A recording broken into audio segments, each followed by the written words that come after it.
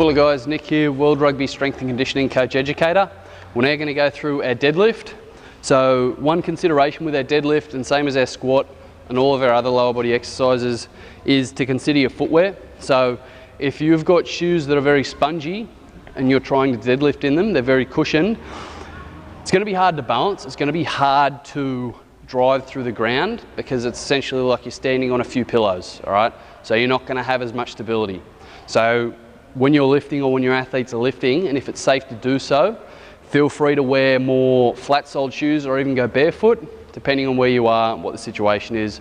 Obviously being barefoot can be a little bit more dangerous, but for this example, we'll go barefoot just so that we've got a nice stable platform to lift from. All right, so for our conventional deadlift, our feet are going to be slightly turned out, probably not as much as our squat. So just slightly out. Our setup, we're going to have the bar as close to our body as we can. Okay, so at all times, that weight is close to our body. So we don't want to see, as we come up, we don't want to see the weight come out here. We want it in nice and tight. We're almost going to drag it up our shins, around our knees, and up our thighs. Okay, now bracing is going to be important. An issue that a lot of people have with deadlifts is they forget to brace their core. So they'll get into this position here in their deadlift and they'll go to lift and they'll get a nice strong spine, but they're not bracing through here. So they end up, their lower back ends up getting quite sore, okay? If you don't have that brace and that counter to your lower back, which is your front, eventually your back's gonna get sore, okay? So for our setup, come in, feet probably just a little bit outside hip width. Everyone's going to be a little bit different. It's important to let your athletes test out what their optimal stance is going to be. Now, for our grip, I like to do a double over grip with lighter weights and build up grip strength with my athletes. As you start to get heavier and heavier, you can start to do an alternating grip, okay? So one hand over, one hand under, all right? But for now, we'll start with a double hand over. It's important with our over grip or over under grip that we alternate which side's over, which side's under, so that we're not getting any imbalances with the lift, okay? So feet firm on the ground. We're gonna get down. See how my hands are just under my shoulders. The bar is close to my shins. My head is neutral, my spine is neutral. Big breath in, brace. We're then going to wiggle under the bar into position. We're going to put a bit of tension through the bar so that we're not going from nothing to everything. So we don't want to see athletes going like that with the weight. We want to see them get into position, wiggle under the bar so that they're comfortable, put a little bit of tension through the bar before we pick it up. So we're getting our brace, getting our tension, and then lifting, okay? So another cue for our deadlifts is armpits to pockets. So making sure that we're pulling that bar into our body and engaging through our upper back, okay? So weight close, head neutral, big breath in.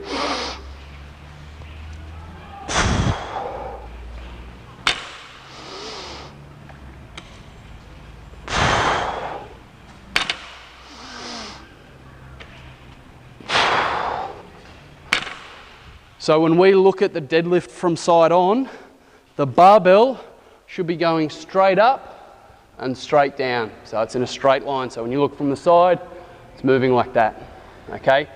If you see the bar curving around, it means that that weight isn't close to the athlete's center of gravity. And if you think about it like this, if you go to lift a heavy weight and it's out here, it transfers all the pressure to your lower back and you'll end up with injuries, okay? So the weight is always close to that center of gravity.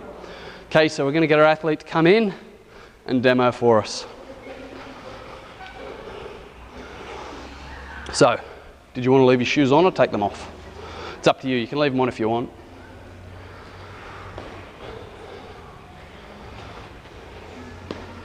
All right. So our athlete here has done deadlifts before, so I'm not going to overcoach him. Good, all right, so drop it back down. One thing here, guys, He picked it up very quickly. So what we want to do is, we want to make sure we get tension through the bar. So I want you to pick the bar up just a little bit before you actually pick it up.